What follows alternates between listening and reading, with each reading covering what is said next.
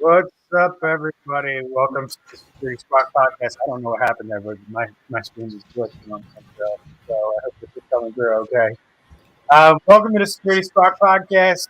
I'm Brian Horning, one of your co-hosts, along with Reginald Andre, Randy Bryan, and Ryan O'Hara. How are you, gentlemen?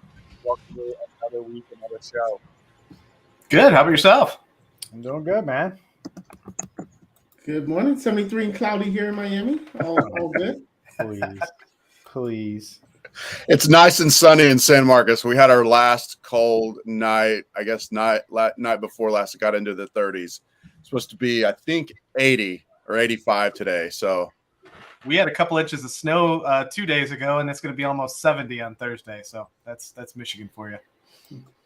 Nice.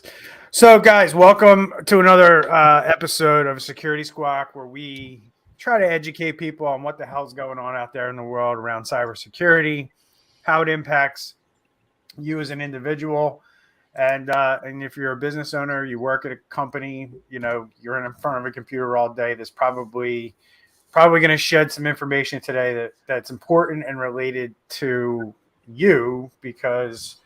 Let's face it, this is where this stuff happens. It's happening on the computer, on connected computers, and we got to get smarter about how we do things on these devices so we don't end up, losing money or becoming a victim of identity fraud and things like that. We've yet to see what's really going to happen in the world when it comes to cybercrime. We're just at the beginning of it. This stuff's only been going on for really under a decade.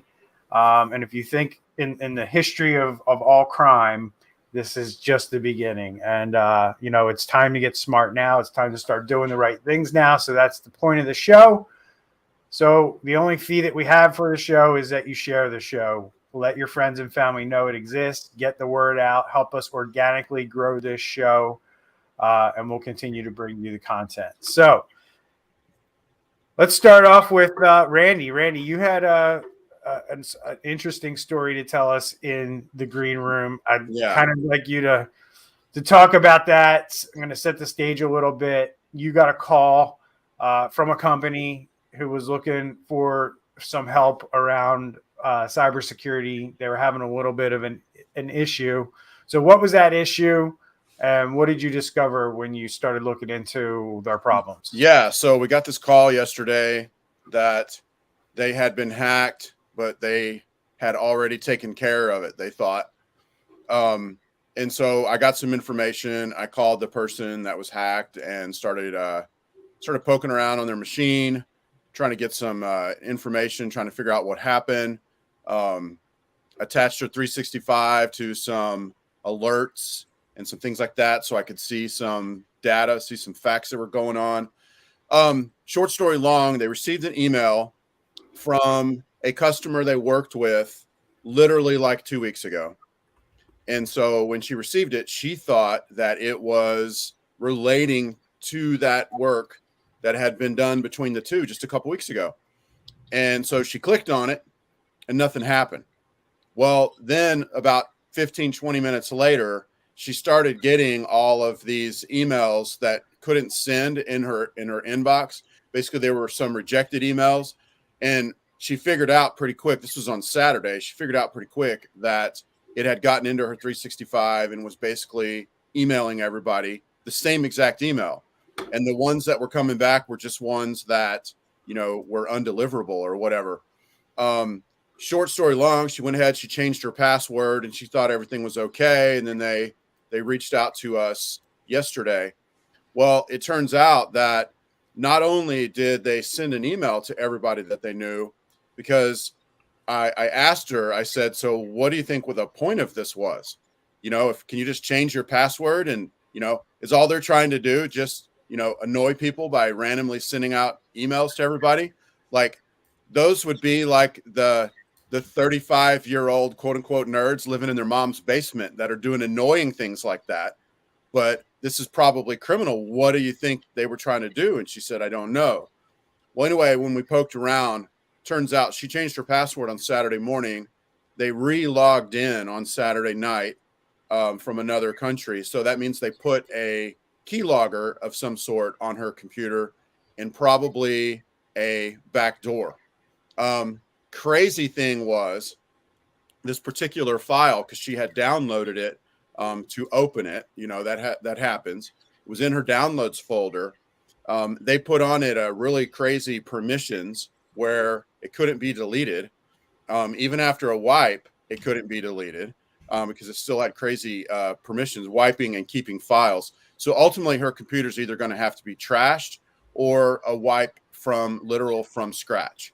Looks like on one of the wipes, because I tried it twice. Looks like on one of the wipes, the Lenovo recovery jumped in and reverted it.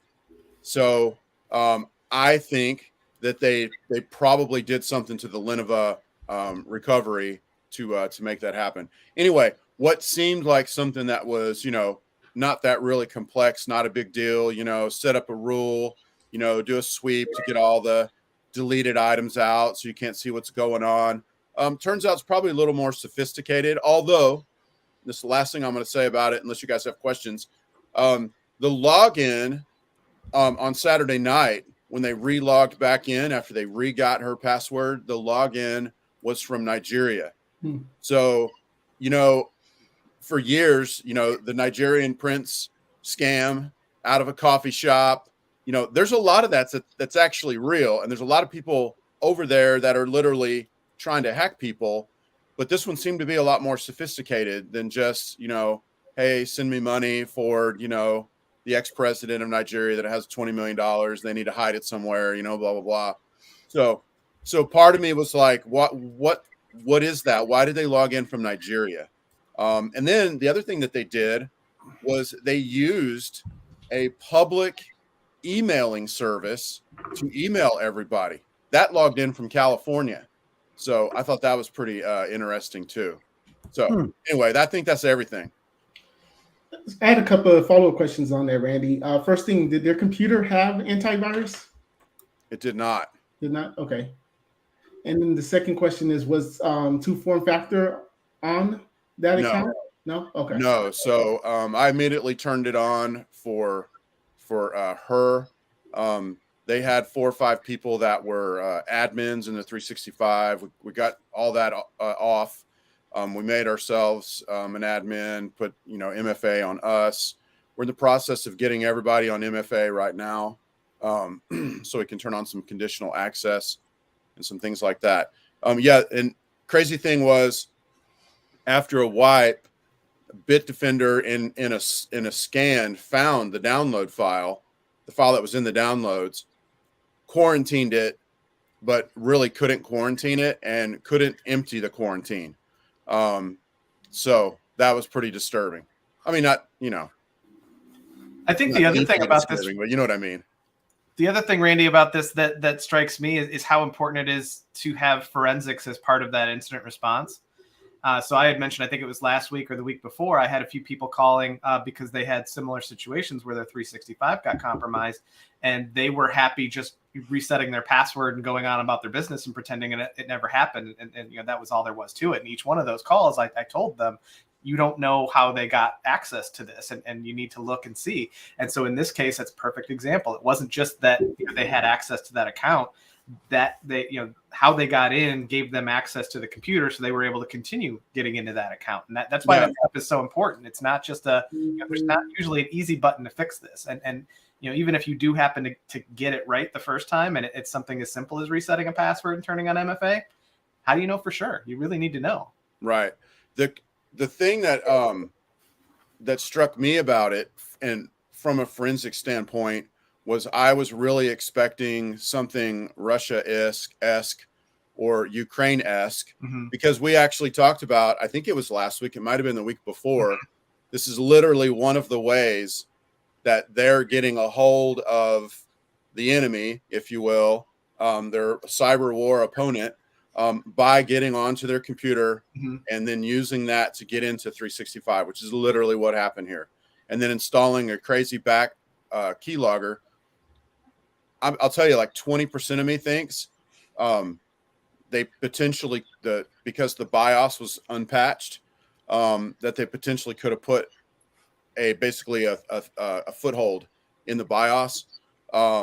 So, man, I don't know. Anyway, let's not speculate because we could go down that rabbit hole all day long. So that was pretty cool, right? So that kind of gives everybody a look at, what happens to average everyday people out there. I mean, I think I've seen a massive increase in social media accounts and online email accounts, whether it be Office 365 or Gmail, attacks on those and cyber criminals trying to log into those to not necessarily do any damage to that particular person, but to use the contacts and the past emails that they've sent to try to then get into more accounts, right?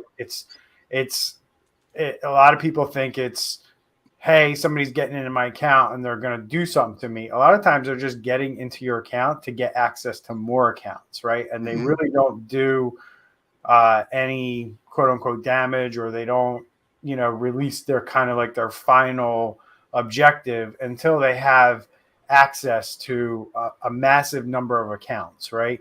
And what happens is they get access to these accounts and they kind of take a look at, like, who do we have access to now, right? And then they pick and choose the targets that they want to go after based on maybe how much money they think they can get from that target, right? Maybe your sister, maybe you're the CEO of a major Fortune 500 company and your sister gets hacked. And then through that message that you clicked on that came in from Facebook that said, look who died. And you clicked on that message, and now the hackers have you, and they realize, oh, look, we just got access to a Fortune 500 CEO's account. What's more valuable, right? The sister or the actual CEO? Right. And that's the game that's being played here. And I think people need to start to realize that it's a game of, like, we can attack you, but can we get to a better or a bigger target through you? And really, that's how it happens, and that's how it goes down. So, well, and people think stuff like my social media, that's not that big of a deal. What are they going to be able to get out of that? But they're gathering information. More often than not, these quote unquote hacks that start these incidents are more about psychological type things. It's more about con artistry. So gathering all that information that you're able to pull. I mean, look at how much stuff people put on social media. Think about the tidbits that people are able to get from that, and then, make a phone call to somebody's bank and try and, get the bank teller to reset the password on the account. And then all of a sudden they do have something important. So just because it's something social media or whatever that you don't think is important, that information can be used against you. So be careful. Yeah. So let's move into kind of some of the things we want to jump into today. And these first couple of topics I want to kind of just touch on quickly. Couple cyber attacks that are active in the news, and then we're going to kind of lead that into some other discussions about some information that we found out there. But kind of in response to maybe what's going on in the world with Russia and Ukraine, here we have Israel says their government's websites were hit by a cyber attack, and we're starting to see a lot more news around cyber attacks that are happening in other countries. And I'm kind of foreshadowing by saying that. But, here we go with Israel. Their government websites were hit by a cyber attack. I kind of just wanted to highlight this, guys. I don't know if any of you want to pick up and talk about this a little bit deeper. But this is happening right now as a broad cyber attack. They're not accusing any groups, but a number of websites are basically getting hit with a denial of service attack, which means that makes it really hard for those websites to operate and communicate with the rest of the internet when things like that happen. And that's happening right now in Israel, and that's hot off the press. So anything you guys want to add to that? Well, I mean, so this is an attack on a website. It doesn't really go into details about how exactly they were brought down. I mean, it could be as simple as just a denial of service, which just means they get millions of robots or bot computers that are infected just to hit the website all at once. So, I don't know if this is a big a deal as they're making it sound. Maybe they didn't have denial of service protection on their web server. Now they have. Well, I mean, this DDoS stuff has been happening massively over the last few weeks, and kind of, I don't know if it's a coincidence or not that it happened the same time that Russia invaded Ukraine, but there's a lot of denial of service attacks happening right now around the world, especially in Europe. Just interesting that Israel and their government was targeted. Right. Don't know why, or what's behind that, but it's happening, and we wanted to kind of bring light to it because it's gonna, like I said, it's a little bit of foreshadowing on my part because I'm going to bring up an article later that kind of talks about some things that people need to be aware of here in the U.S. So we also have another ransomware attack. We wanted to talk about this one, guys, because this Denso group, very similar to what we saw with that Toyota, the one that was called the Toyota hack. It really wasn't Toyota. It was a supplier within the Toyota supply chain and some other manufacturers, but they, that company worked with Toyota a lot.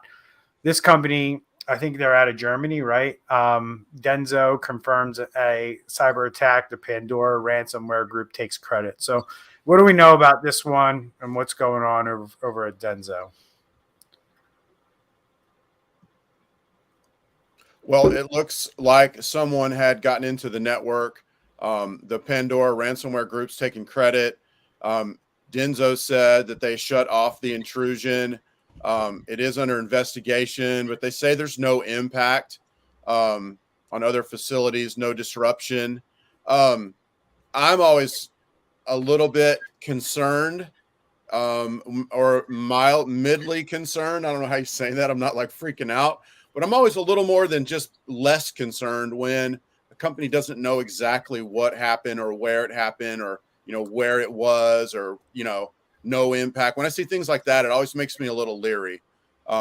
Because if you don't have that knowledge, you don't know, like we said in the first segment, if you don't have that knowledge, you don't know what's going on. And they could still be sitting in your systems, not doing anything while you're thinking that they're out just because, we don't see any impact.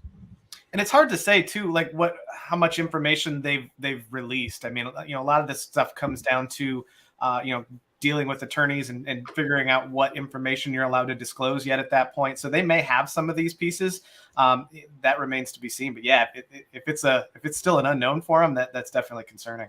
Yeah, you do realize on this one though, it seems that they're the ones who detected it. Where we've seen other times in articles where it's the ransomware group that says we have your data or we have this company's data, and it's on the dark web.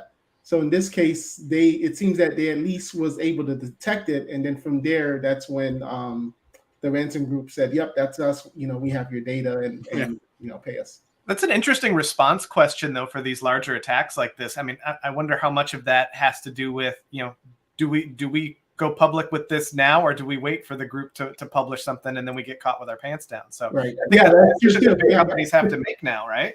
Right. Yeah. Yeah, and I think the other thing to point out here at a higher level is we have another automotive industry ransomware attack. If that industry hasn't been put on notice yet that they need to probably beef up their security, these ransomware guys aren't stupid. They look at, economics, right? And they go, well, look at that industry over there. It looks like they're having lots of problems with supply chain things. And when you already have supply strain constraints in your industry, it seems that cyber criminals like to go after you.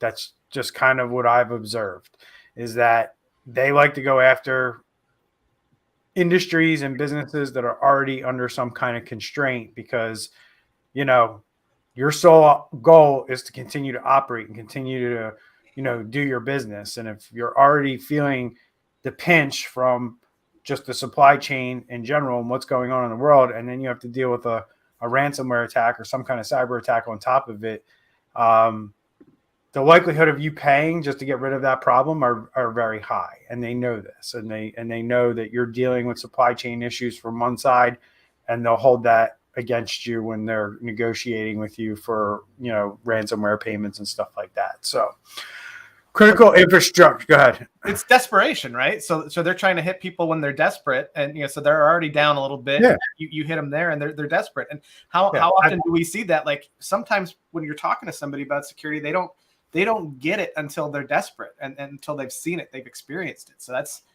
part of the problem, and that's why I always used to tell when I was running up a development team, but when I was running a development team, I always used to tell developers like software and engine, like software and coding is 85% psychological and 15% technical. Like you have to know also like how to engage the user, how to get them to do what you want them to do, and not make, like Randy said earlier, the user interface so damn complicated or so non-intuitive that users don't want to use it. If you want users to adopt a program, you want to put thought into that, right? And it's the same thing with cyber attacks. It's 85% psychology. How can I trick you to click on something? How can I, screw with your mind so you pay me as much as I want to get paid, right? And that's the name of the game. So, it's not just about ones and zeros and programming and being a nerd. There's a lot of psychology that's baked into technology, and that gets lost on a lot of people, I think, a lot of times. So moving on, the critical infrastructure threat as ransomware groups target enemies of Russia. And this article on Info Security Magazine basically talks about how this whole cybercrime underground in Russia, which we know well about, a lot of times when we hear about cyber attacks, guys, we always heard about Russia and Ukraine, right? A lot of times when cyber criminals were arrested, they were arrested in Ukraine or, not so much Russia. And that kind of, shows, how fragile this whole cyber criminal network can be when you have, pro-Russia camps and Ukrainian cyber criminals who no longer want to work together because of what's going on in the world. And, Accenture has come out with a report that basically says that there's, they're targeting, these organizations are targeting government, media, finance, insurance, utilities, and resource sectors should be braced for more attacks. And we haven't seen a ton of it coming to the shores of the United States, but we keep seeing warnings that it's coming. So what do you guys think about this? Is this something that could potentially be, and here's my concern why I want to talk about it.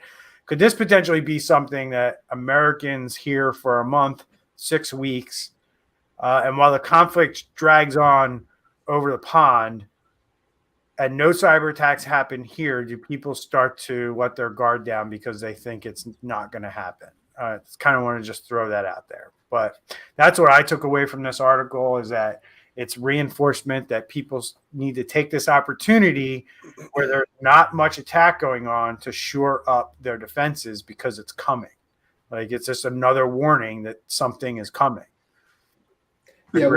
Yeah, what I took from this also was when they do start the cyber attacks between each other, it's kind of like when they sneeze, we're going to catch a cold.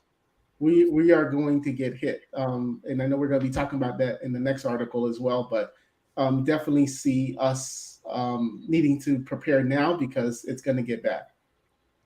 Yeah, and I found a release a little while ago where the FBI mentioned 52 critical infrastructure organizations that have been hit with ransomware. I think as the stuff drags on in Russia, we're going to see more and more of this. One of the articles that is linked to on the right there talks about Russia pre-positioning in case a full-on hot war rolls out, which the thing I mentioned in the first segment, I was surprised they logged in from Nigeria, because it looked to me like they were just trying to put their backdoor and their keylogger on as many computers as possible, which that's something Russia would do to pre-position, for war coming down. If it ever gets hot between the two of us, can guarantee they're going to roll out like that. So, yeah, we should not let our guard down. If there is 6 weeks of so-called quiet or whatever,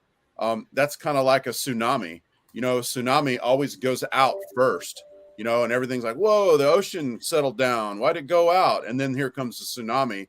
That's how this is going to be if this whole period of quiet ends up with more attacks. Yeah, I mean but this is a real thing. Like there are literally cyber criminals that used to work together that are no longer working together over this conflict, and it's a big deal. Like this article cited at one point. I remember reading that raid forums, you know, they expressed their support for Ukraine, and then the Russian government seized their domain because it's a Russian site. And you know, you have pro-Ukrainian cyber criminals are refusing to sell, buy, or collaborate with Russian aligned cyber criminals, and they're increasingly attempting to target Russian entities in support of Ukraine. So basically, you had this whole network that we've talked about for years and years of cyber criminals who work together to bring down businesses are now working against each other to take each other down to win this war. Which is going to buy American businesses a little bit of time to do things before they set their sights back on the United States and U.S. businesses. Like, that's what we're trying to tell you on this podcast today is like, you probably have maybe a 4-week window, if you're lucky, to you know, do something right now before you potentially become a target some way. If you've been getting away with not spending money or investing in cybersecurity, now's the time to do it, is basically, you know, what this article, if you're reading between the lines, is stating, because you have infighting going on between the cyber criminals and operations aren't running as smoothly as they normally do. So take advantage. That's kind of my advice here. So it's the calm before the storm. So right now these groups are fracturing. And I think when they reform into smaller groups, they're going to have, you know, a lot more ideological driven focuses. So they're going to go crazy at that point. So, and this is kind of, you know, bringing this article up. I just, you know, want to throw this one up because this is what I believe. And this is, you know, from a defense website, that Russia may be holding cyber capabilities in reserve. So U.S. must keep its shields up. That's the whole point of what I'm trying to say in this podcast is this is exactly what's going on. They haven't especially against the U.S. They may be doing it over in Ukraine to an extent and maybe hitting other countries that they feel like are getting involved a little more than they would like. They haven't done anything to the U.S. yet, in my opinion. There may be attempts and little script kiddies and botnets running against your businesses and trying to log into your Office 365. That is not what we're talking about here. So, you know, this article points out that they're holding back their cyber capabilities, especially against the U.S. And I agree with that. So I don't know if you guys want to expand on this article, but you think gas prices are high now. What if they attacked another pipeline? Yeah. Gas prices are going down, my friend. They're just like China's shutting their country down again, and that's causing gas prices to drop. It fell off a cliff this morning. We you know, I don't look too much into gas prices. I kind of stay out of that argument because it's a commodity. Supply. I just mean from the strategy that they're holding back. I mean, they're going to see an opportunity at some point and pull the trigger. Yeah. Yeah. Oh, sorry. Go ahead. I got what you were saying, Rye. Go ahead, Randy. I was just going to say, I mean, so for Russia to attack us full on, I mean, that's an act of war. So like you said, they're doing whatever they're doing in Ukraine because they're literally at war with Ukraine. They might be doing some pre-positioning, some behind the stuff scenes, getting ready for us. But until we're in a hot war or a hot cyber war, they're not going to just all out go against us. So, yeah, I can totally see that they're probably holding back. And we need to get ready for when it's going to change. Right. So when it does happen, just so you know, there's new laws on the books in the federal government that says you have to do certain things if your business gets cyber attacked. So let's just talk about real quick, guys, who this affects, because it doesn't affect everybody, who this impacts and what they actually have to do, or are we still confused about what they actually have to do? So Money has picked this up and kind of educate our audience on what this new law is that Congress and Senate just passed. So the previous article you were on actually had a whole paragraph about this. Yep. And it had a pretty good quote from one of the senators that basically said, we're not trying to hold the victims accountable, but we want people to report. We want them to report what's going on. That's interesting. This article here doesn't really mention it from that perspective. But the bottom line is the government is trying to, they've already passed this legislation. We just need the president to sign it. They're trying to require companies to report when they do have an attack. That way, so, I guess officially or supposedly or whatever, the government's trying to get more insight into what's actually going on as far as cyber attacks go. Yeah, and they mentioned it's going to be companies critical to the U.S. national interest. So it's not going to be all companies. It's probably going to be part of the big 16 sectors that Biden, talks about regularly. And for me, I don't think this is good enough. It's just going to be another reporting. It's just going to go into a database that no one's probably going to be paying attention to. It doesn't really hold anybody accountable. It's just going to be, okay, yep, we paid the ransomware, or we got hacked. Here you go, government, here's the information. But it does nothing about protecting, beforehand. They should be talking about things to say, this is what you should have in your company, rather than just saying, when you get hit, just let us know. Yep. One of the things I took away from this is even the FBI is kind of out there politicking, and which they rarely do. That there needs to be a more streamlined way for companies to report this. They obviously want it to come through them. There's a couple different ways right now that you can report this stuff to the federal government if you really wanted to. Eventually, everybody who needs to know will find out. I just think this is one of those things that's not doesn't have too much bite to it, because the reality of it is the critical infrastructure companies, the companies at the size that they're talking about, these are attacks that we know that we're going to see in the news, or we're going to hear about it on social media, because employees get impacted or services get shut down and people start talking, and then it becomes known. So I don't think that this type of legislation is going to do much to uncover attacks that we don't know about. And I think that might have been the spirit behind some of this for some of these lawmakers, was that we want to know when these attacks happen, because we know we're not knowing. We only know probably about 10% of them.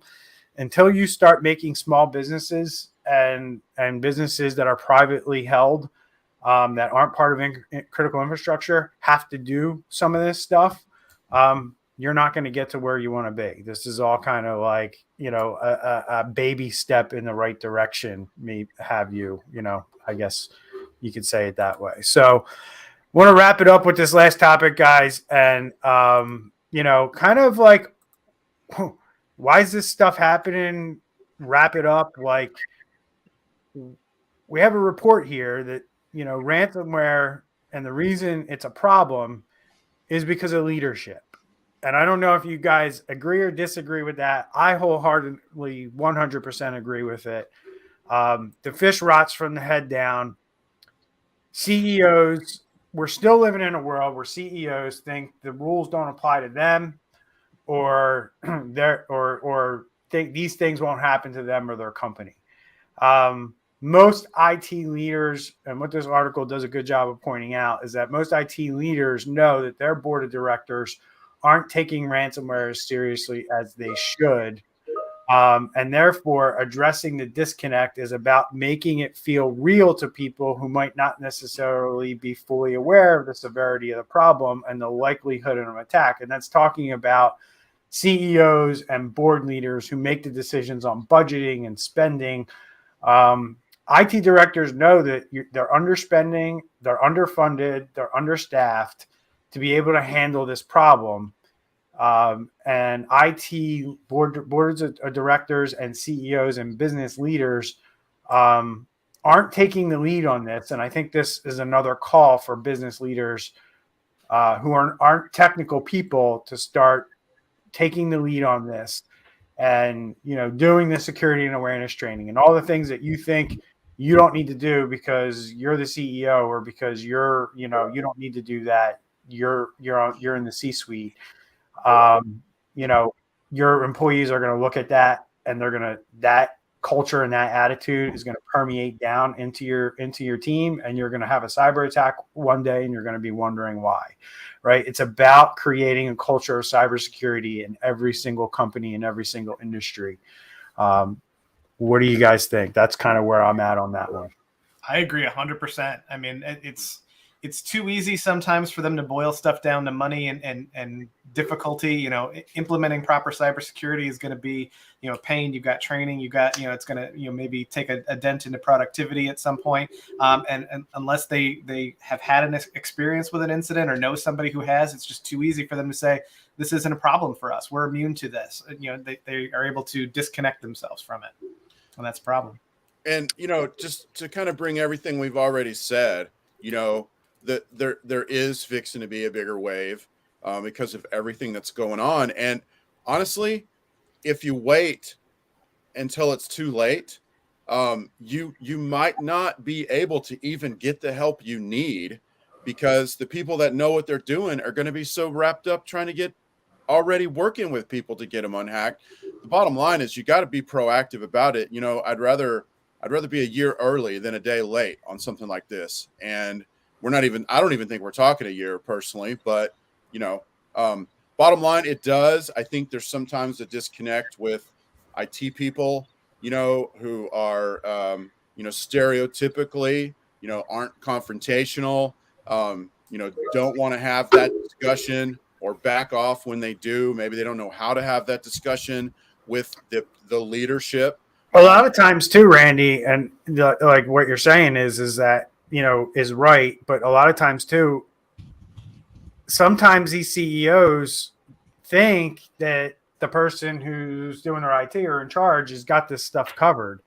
And a lot of times these conversations aren't happening because the person's sitting there going, I don't want to tell them that we're not doing this or we have to do this because that might make me look bad or I might lose my job. Right. So, you know, psychologically, this is what's going through IT managers and directors' heads when the conversations are absent and they're not happening. So finish out, Randy. Take us home. I got to wrap up the show. So. Oh, no, I was literally on the way to say something along those lines. Bottom line is we've got to have a change. We've got to do it. They're trying to do it with legislation. We're trying to do it on this podcast. I mean, you know, at some point we've just got to have the change. We've got to have a change in our mindset. Yep. I agree. So guys, I got to wrap up the show. We're about 40 minutes in. I appreciate the conversation and everybody's contribution. I think we did a lot to bring awareness around these problems. We covered a lot of topics quickly and efficiently. So I love it. And please remember, share this show out. We give you a ton of information in the last 40 minutes, a lot of information about what's coming, how you can protect yourself, what you need to be doing. We're also probably well into like almost 60 podcasts at this point. So we have a whole library you can go back to and listen to on your favorite podcasting platform. But remember, there's a fee. Share the show, help us out, and we'll see you in the next podcast. Take care, everyone. All right.